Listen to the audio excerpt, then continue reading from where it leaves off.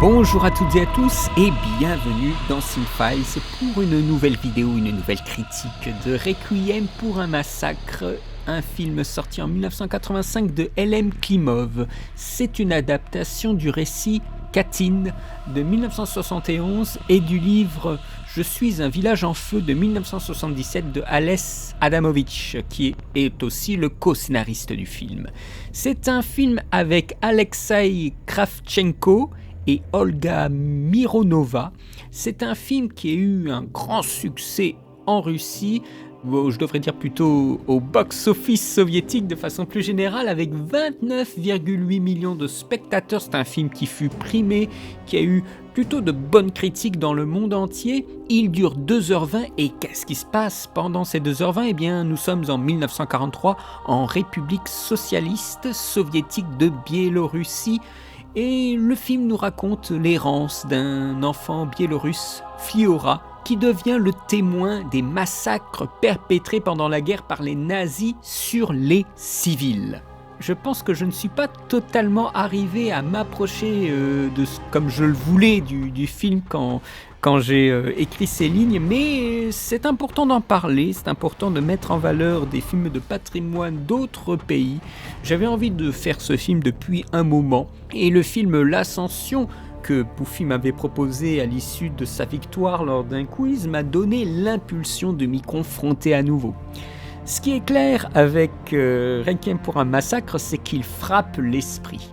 Il y a eu beaucoup d'informations sur la confection du film, je vais beaucoup en parler, presque plus en parler que le film même, mais c'est un film d'expérience, voilà, dont la puissance s'installe sur la longue durée du film.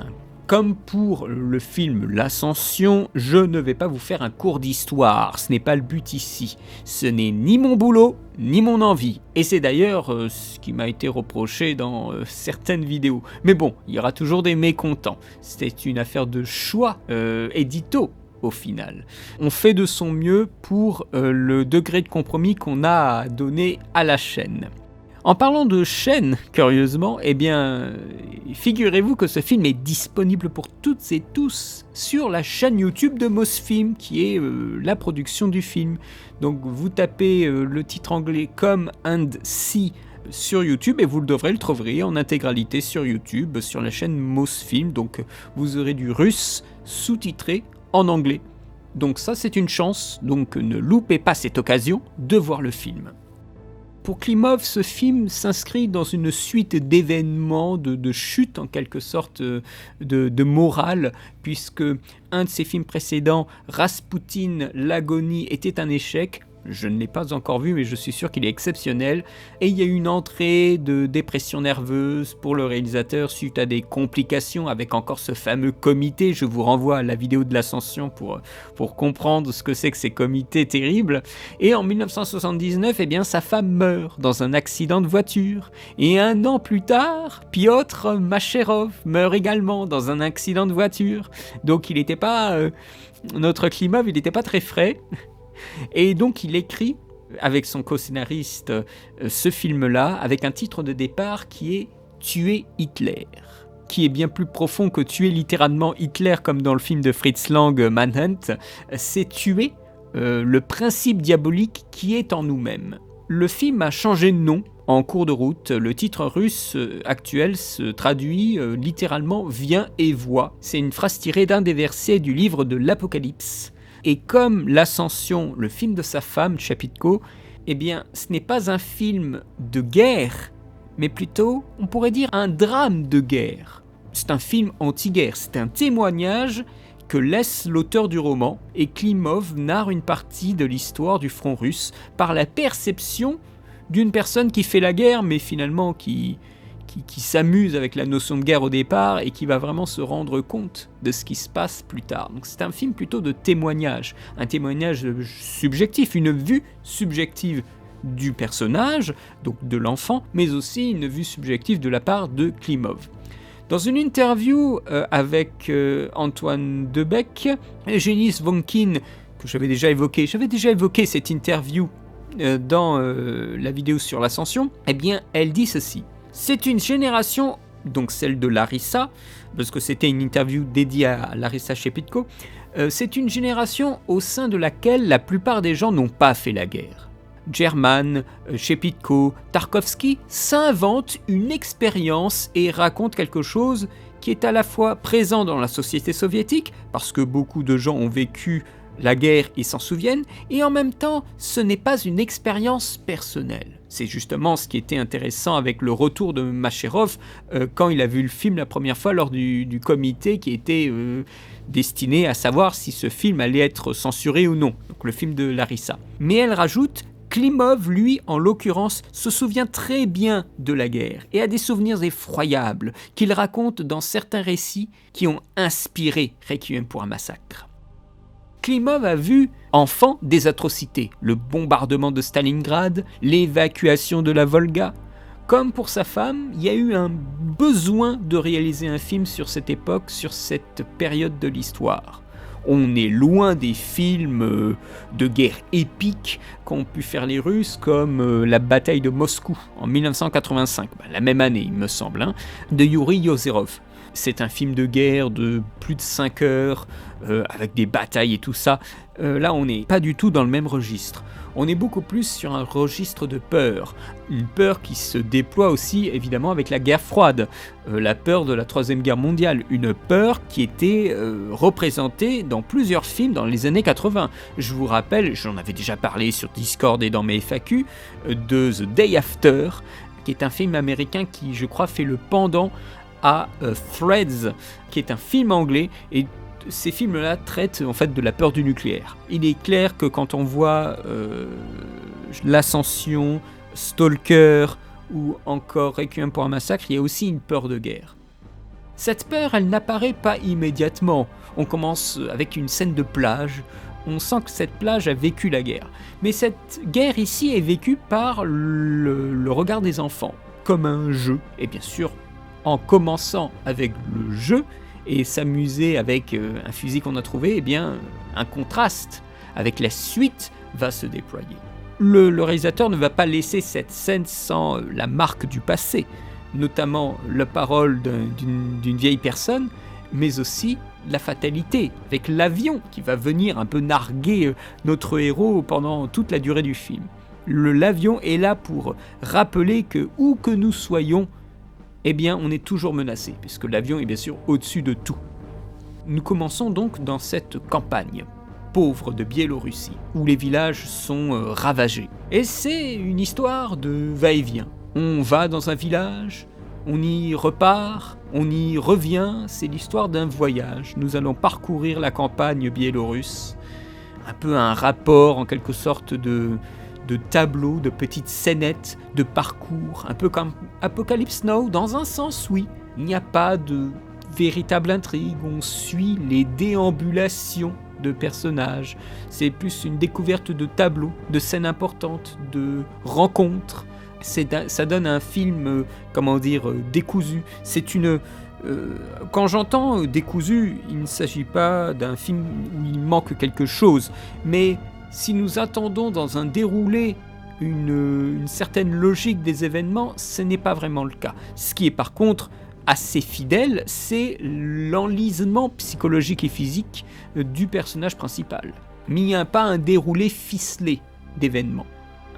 On est juste dans une espèce de continuité, comme si on était dans une sorte de conte étrange. D'ailleurs, le conte nous est en partie évoqué par l'ambiance flottante un peu du film, l'ambiance sonore également qui est irréelle, la forêt évidemment, mais aussi des fois des choses très étranges, des moments où il se passe rien, des moments où le personnage regarde la caméra, des moments où aussi on a une lumière irréelle sur les personnages, notamment sur la fille, et aussi l'apparition des animaux, avec la vache ou encore la cigogne, une cigogne qui est plutôt une figure de bon augure, de chance. C'est un film qui, par ces scènes poreuses, donne l'impression qu'il n'y a pas de limite, qu'il n'y a pas non plus vraiment d'échappatoire possible. On fuit, on tue, on se cache, on refuit, on vole, on viole. Toute la cruauté de la guerre est là sans vraiment qu'il y ait quelque chose qui puisse arrêter en fait ce flot, comme si ce film pouvait continuer indéfiniment. Je pense que c'est ça. Quand je vous dis qu'il n'y a pas de structure, que c'est décousu, c'est qu'on pourrait insérer d'autres scènes entre les scènes, que ce film pourrait être un enchevêtrement de petites scénettes de façon infinie. Ça aurait pu durer 6 heures, 7 heures, mais il n'y aurait pas eu de fin. En fait, encore une fois, c'est difficile de percevoir vraiment des actes précis, que le personnage évolue dans sa terreur, mais évolue pas dans ses convictions. Il se laisse guider, il se laisse, oui, un peu passivement guider. Et cette sensation de folie, eh bien, elle est contagieuse dans l'air du film.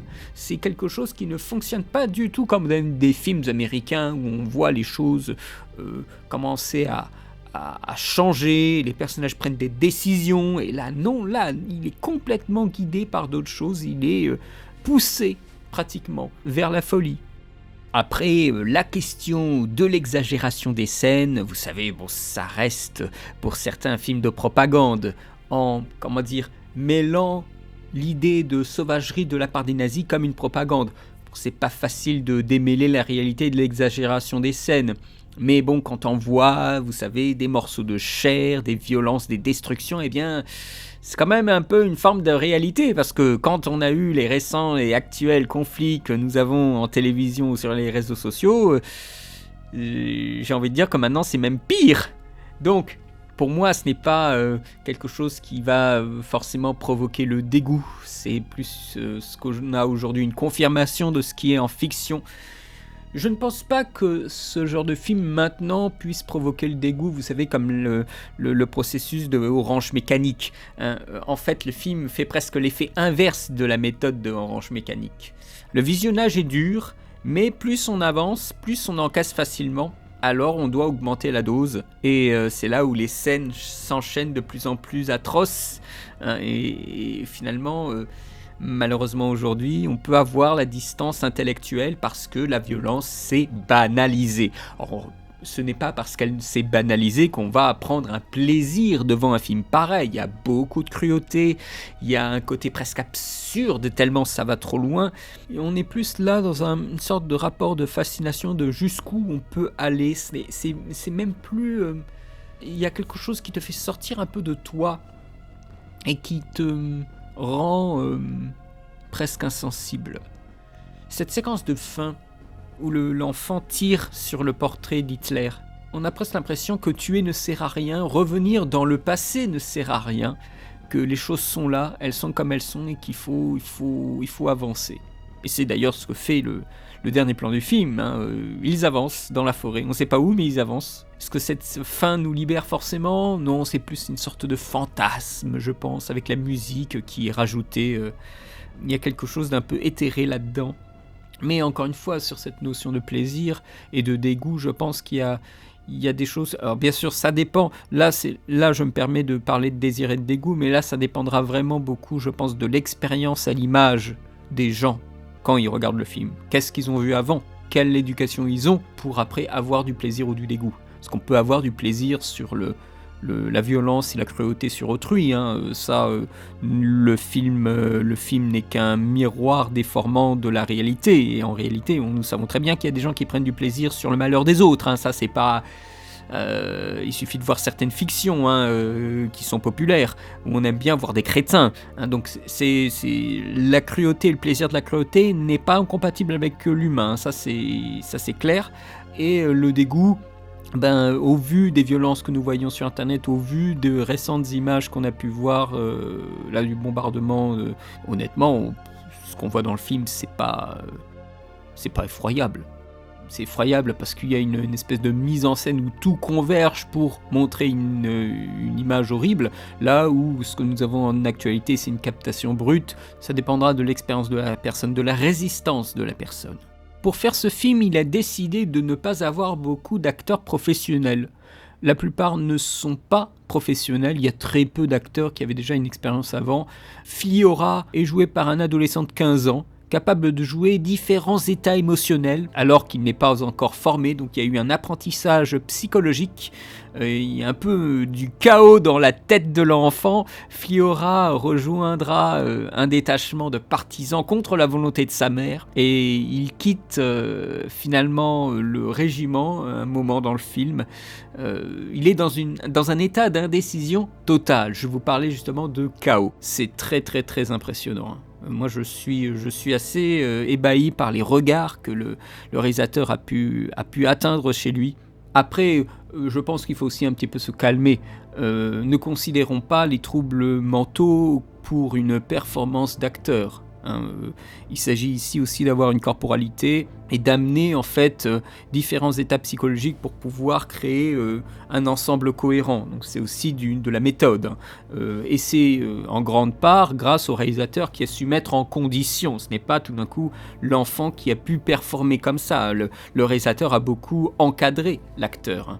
Cet enfant joue clairement le rôle d'une victime qui est toujours en réaction. C'est aussi un personnage qui va évoluer physiquement. D'un rôle d'adolescent, il devient un homme au visage creusé, meurtri, vieilli par cette violence. Les yeux bleus deviennent marrons par le port de lentilles de contact et ses cheveux deviennent gris. Kravchenko a été mis dans un état de fatigue et de faim délibérément.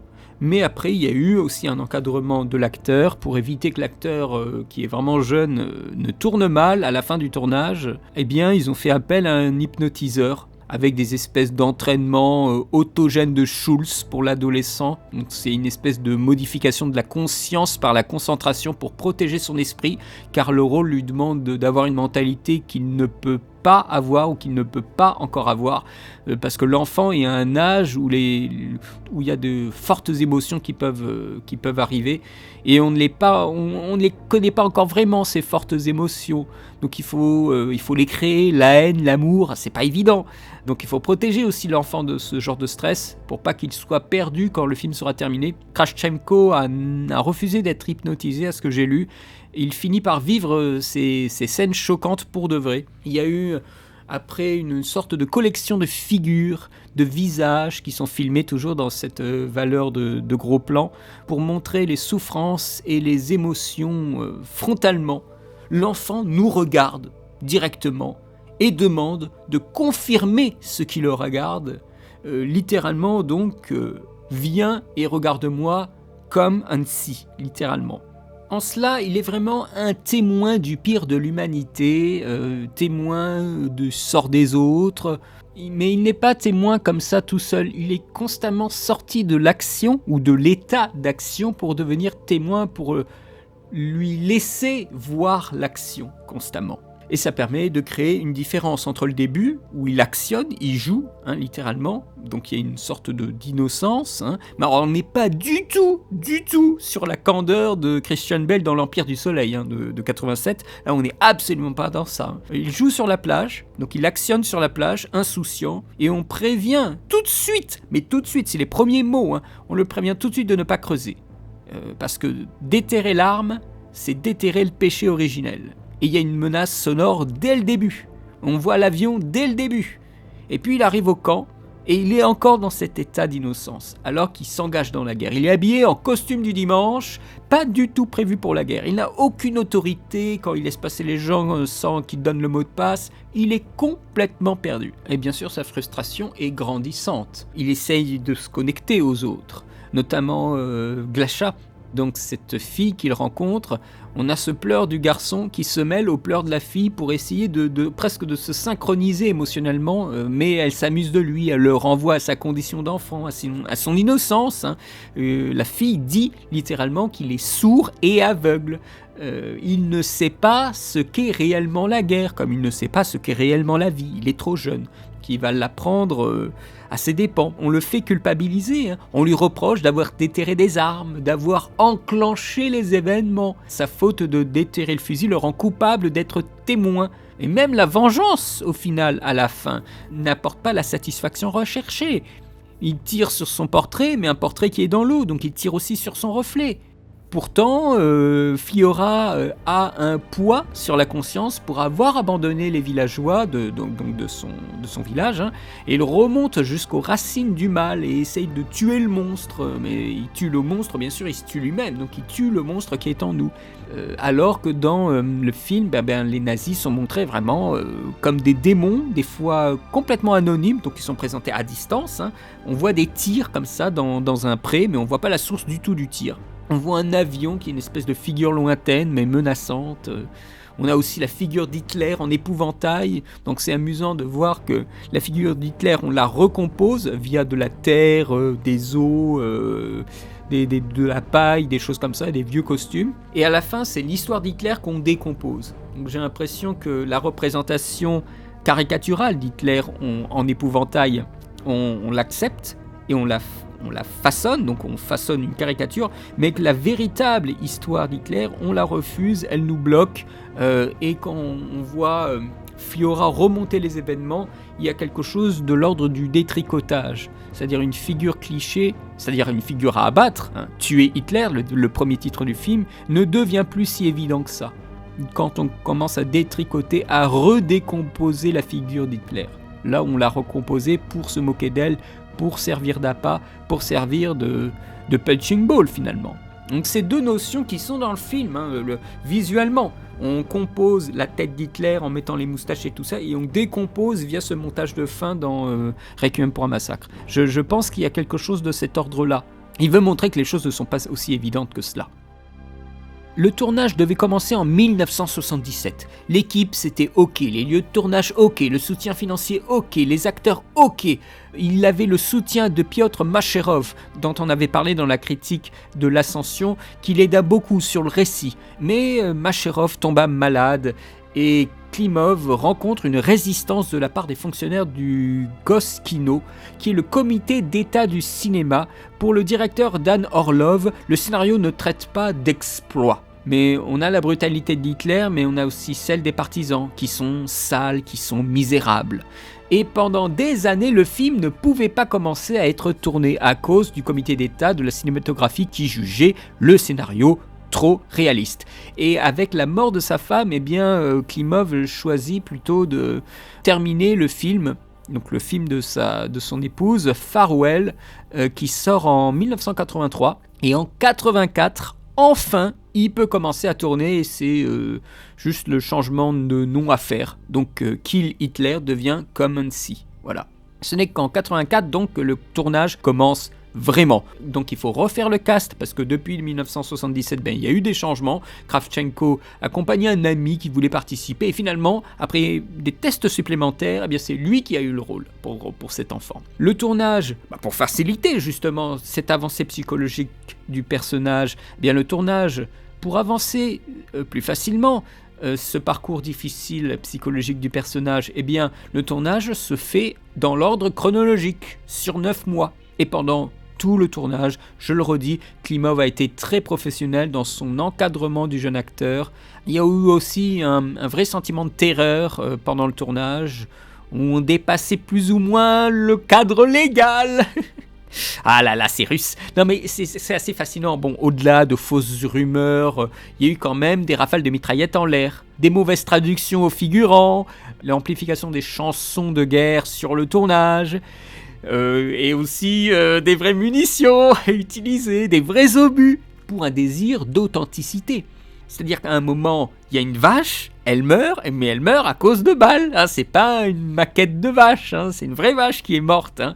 Au début, bien sûr, ils avaient fait des tests avec des effets spéciaux, pour des explosions évidemment, mais ça rendait pas naturel du tout. Alors, qu'est-ce qu'on va faire ? On va utiliser les vrais. Hein. Et là, mais ça déconne plus pour les acteurs. Hein. On a une scène de pilonnage dans la forêt, c'est ultra impressionnant. Les acteurs étaient abrités derrière des dalles de béton de 1,5 m de haut et de 5 mètres de large. Hein. Il y a de vraies explosions et c'est hallucinant, hein. C'est pas du fake. Les arbres sont déracinés par l'explosion. Et bien sûr, après, il y a tout le travail sonore où on va créer des acouphènes. Et à partir de là, on a des hallucinations auditives, des espèces de déformations sonores. Il y a un véritable chaos sonore. On entend des chants que personne ne chante. Par exemple, après l'explosion, il y a un son qui est convoqué à l'image quand Glasha danse. Il y a une sorte de rappel du son de référence de cette danse éventuellement, on ne sait pas. Voilà, le son se rentre en résistance avec l'image. L'explosion amène véritablement, dans la mise en scène, à un trouble auditif, à un chaos sonore. On ne connaît plus la source sonore, tout se mélange, il y a des hallucinations auditives. Le son devient un bourdonnement dans les oreilles. Pour preuve, il y a la scène du marais qui mélange des sons qui amènent à une cacophonie. Alors, c'est une scène qui était plus longue dans mes souvenirs, mais c'est une fantasmagorie cette scène. Hein. On les voit s'enliser pendant 1 minute, 2 minutes. Peut-être, pas plus. Moi, j'avais l'impression que c'était beaucoup plus long quand je l'avais vu la première fois. Mais on voit que c'est une fantasmagorie parce que ils rament comme pas possible dans le bourbier. Ils arrivent sur la petite île. Et à un moment, je crois que c'est Glasha ou Fiora qui est poussé dans l'eau. Et on se dit, mais oui, là, il y a de l'eau dans laquelle on peut circuler facilement. Pourquoi juste avant, il y avait de la boue ? Donc ils sont juste passés, mais pile poil passés là où c'était la pire chose, alors qu'ils auraient pu juste contourner et passer dans l'eau. Voilà, bon, c'est des espèces de mise en scène comme ça pour faire rentrer les personnages dans une certaine condition, mais bon, c'est là où on voit que c'est une fantasmagorie dans un sens. Un peu, c'est pour épouser le point de vue des personnages. Hein, la couleur, la brume des images, le son, eh bien, il y a quelque chose quand même d'expressionniste, c'est-à-dire que c'est l'aspect... ou tout du moins l'environnement visuel ou sonore qui résonne à l'intériorité des personnages. Hein. La texture des costumes change en fonction de la psychologie des personnages. Puisque le film fonctionne sur un regard interne du héros, c'est normal aussi qu'il y a des éléments qui résonnent au gré du regard du héros. Mais il y a aussi son regard, c'est-à-dire qu'on n'a pas des regards omniscients. On suit son regard et s'il ne regarde pas, on ne voit pas. Par exemple, il y a la scène du village qui est vide, et ils prennent la soupe, mais on sent qu'il y a quelque chose qui manque, il n'y a pas de musique, c'est assez sinistre, et on perçoit qu'il y a quelque chose qui n'est pas normal, et le son rend compte de cela. Et on a ce changement de point de vue, où tout d'un coup nous épousons le regard de la fille, on suit la fille, qui tourne la tête. Et là, la caméra se tourne et révèle un des plans, si ce n'est le plan le plus terrifiant de tout le film. Un plan de massacre, avec... comme si c'était pas déjà assez sentencieux, un petit bruit de cloche. On sait pas d'où il vient ce bruit de cloche. Il ne vient certainement pas du village parce que tout le monde est mort. Donc c'est un bruit extra-diégétique pour nous rendre compte encore plus du moment solennel et dramatique du film. Voilà, avec cette prise à la volée de cette image, elle est terrifiante. Moi, ça m'a beaucoup choqué quand je l'ai vu la première fois, et c'est toujours une image très très violente. J'ai lu dans certains papiers que on parlait, pour désigner Requiem pour un massacre, de film réaliste, dans son esthétique, pour pas esthétiser l'horreur. Donc on rend les choses les plus naturelles possibles. Mais à mon sens, au contraire, c'est très très esthétisé. Il y a une façon de filmer la guerre, de sublimer les images de tir, de mitraillettes, l'utilisation de Steadicam. C'était pas quelque chose qui était très, très courant en Russie. Donc on a plutôt des couleurs naturelles, mais je pense qu'il y a aussi un retravail.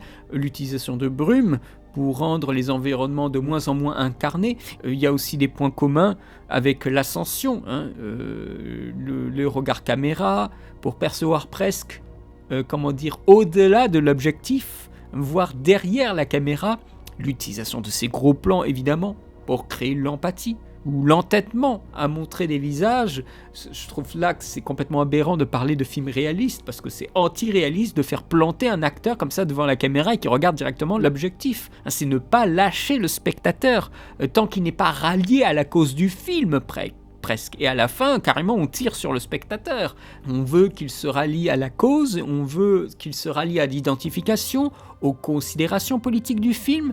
Donc c'est presque dans un sens, une proximité qui dérange. Il y a une sorte d'esthétique du choc. Un plan qui s'enchaîne avec un autre plan choquant.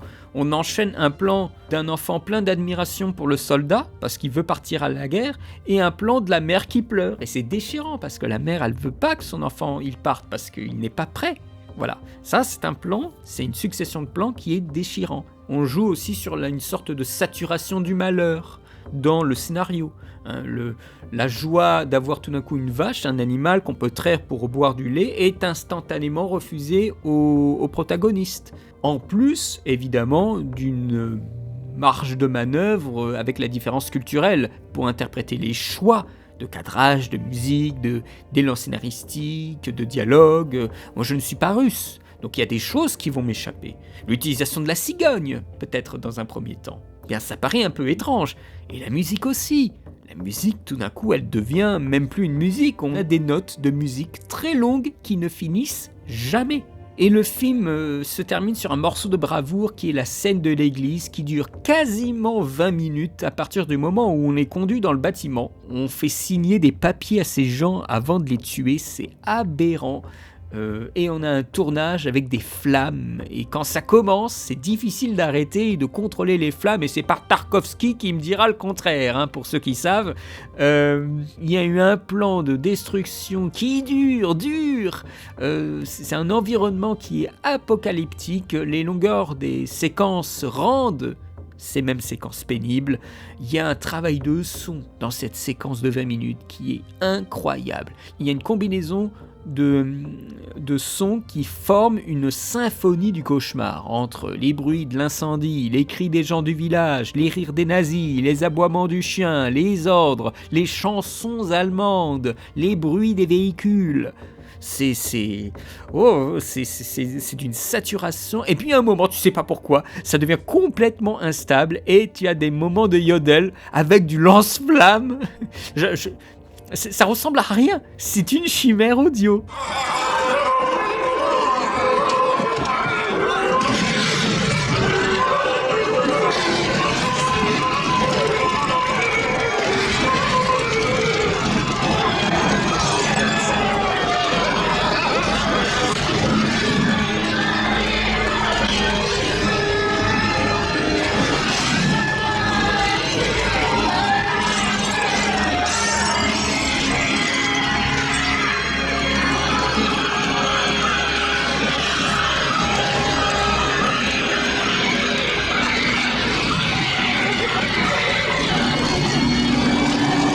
Ça, c'est un moment de bravoure de cinéma, c'est assez sidérant, c'est en cela que je vous disais, ça devient absurde, vous voyez, et là on peut peut-être même décrocher, avoir un recul intellectuel pour se dire, mais où on va là en fait ?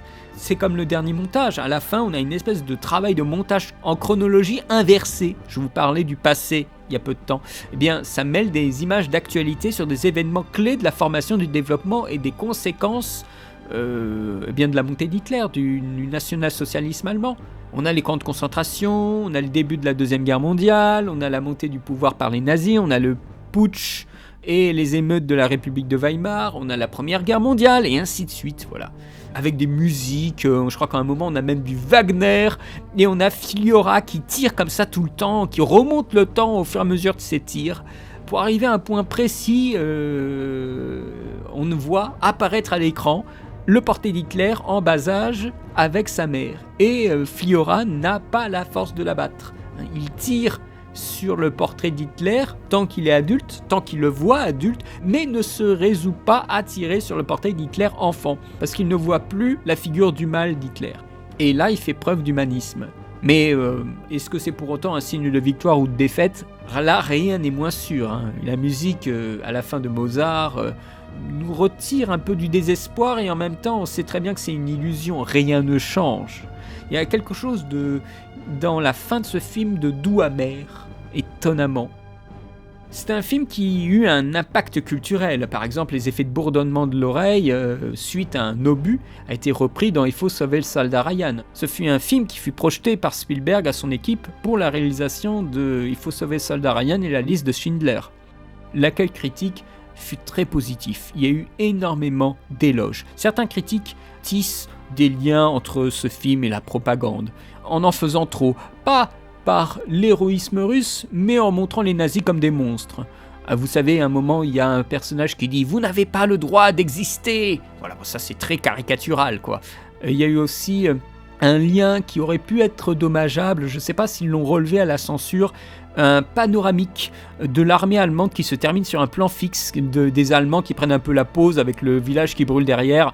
Eh bien, ça fait écho clairement, mais clairement pour moi, quand j'ai revu ce plan, je l'avais pas compris la première fois, mais quand je l'ai vu une deuxième fois, c'est un écho au plan du début où ils essayent de faire une photo avec les partisans. Donc il y a un rapport similaire entre les deux groupes là que Klimov essaye de faire. Et ça, je suis sûr que la censure, ils n'ont pas aimé. Après, il y a aussi Klimov qui en a parlé, de certaines séquences. Quand il y a justement Fiora et Glasha qui pataugent dans le marécage, on disait que c'était de la propagande et de l'esthétique de la saleté, mais plutôt, ce serait plutôt des absurdités de toutes les guerres. Ou quand le chef du village marche sur une fourmilière, eh bien on disait c'est une assimilation humiliante de notre peuple à des fourmis. Vous voyez des choses comme ça, et Klimov il a dû lutter contre ça. La question du portrait d'Hitler notamment, un enfant reste précieux, et plus généralement c'est important d'avoir de la compassion pour les Allemands. Il répond à cela qu'une petite personne concrète qui a été envoyée à l'abattoir souffre, quelle que soit la force historique qu'elle est forcée de représenter. C'est une idée universelle. Dans les retours critiques, il y a eu le retour de Positif, le Positif numéro 321 de 1987, page 78, qui a été assez critique, assez violent contre le film, je trouve. Son esthétique pratico-pompier appartient à un courant certes bien répertorié du cinéma soviétique, mais devrait interdire de situer son auteur sur le même plan que ses contemporains, les German, Panfilov, Tarkovsky, Yosseliani, Mikhalkov ou encore Muratova. C'est l'expressionnisme de bazar, avec des effets de montage d'un goût douteux. L'indignation morale du cinéaste n'est plus qu'un alibi déguisant à peine une manipulation éhontée. Voilà ce qui a été dit. Je trouve ça particulièrement violent. Et un autre critique qui évoque cette surcharge artificielle, c'est le critique Walter Goodman, donc pour le New York Times. C'est une critique qui a été publiée en 1987. Il avertit le spectateur que le matériau puissamment présenté par Elem Klimov est fortement surchargé. Cela donne l'impression d'une pression artificielle stimulée par la psyché, ce qui aboutit au résultat inverse. Les effets cessent d'être efficaces. C'est un petit peu ce que je vous disais. Mais à contrario, il y a eu aussi d'autres retours qui furent particulièrement violents et poignants. D'après un article russe, lors d'une discussion sur le film, lors de l'exploitation en Europe du dit film de Requiem pour un massacre, il y a un Allemand très âgé qui aurait déclaré « Je suis un soldat de la Wehrmacht, plus encore un officier de la Wehrmacht. J'ai traversé toute la Pologne, la Biélorussie, je suis allé jusqu'en Ukraine, je témoigne. Tout ce qui est raconté est vrai. Et le pire et le plus honteux pour moi, c'est que mes enfants et mes petits-enfants verront ce film. » Dernier point, Klimov, après un film pareil, a-t-il fait d'autres films après ? Non. Il n'a pas fait d'autres films après celui-là. Pourquoi ? Pendant la perestroïka, donc de 1985 à 1991, donc c'est une espèce d'énorme restructuration du pays, il fut élu premier secrétaire de l'Union des directeurs de la photographie de l'URSS. Donc il fut surpris, mais il a accepté le rôle, et il a permis de restructurer le système de production et de distribution des films en Union soviétique.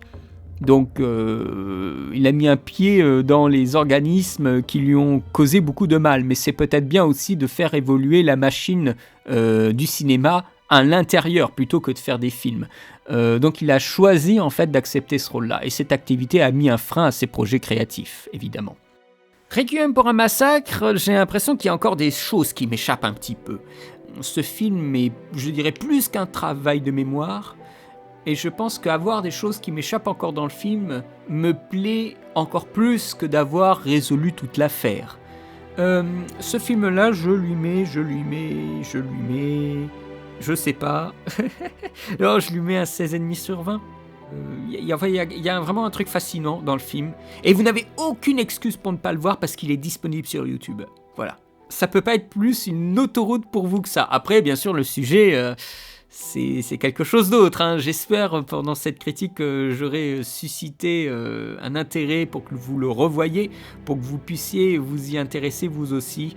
J'ai terminé cette critique, merci beaucoup de l'avoir suivi. Je remercie Poufy de m'avoir proposé l'ascension, ce qui m'a amené à aller plutôt vers Requiem pour un massacre pour la critique suivante. Merci à vous d'avoir vu cette vidéo, je vous remercie pour votre soutien, pour votre suivi de mes vidéos. Je vous souhaite une très bonne journée, une très bonne semaine et à bientôt pour de nouvelles vidéos. Allez, salut!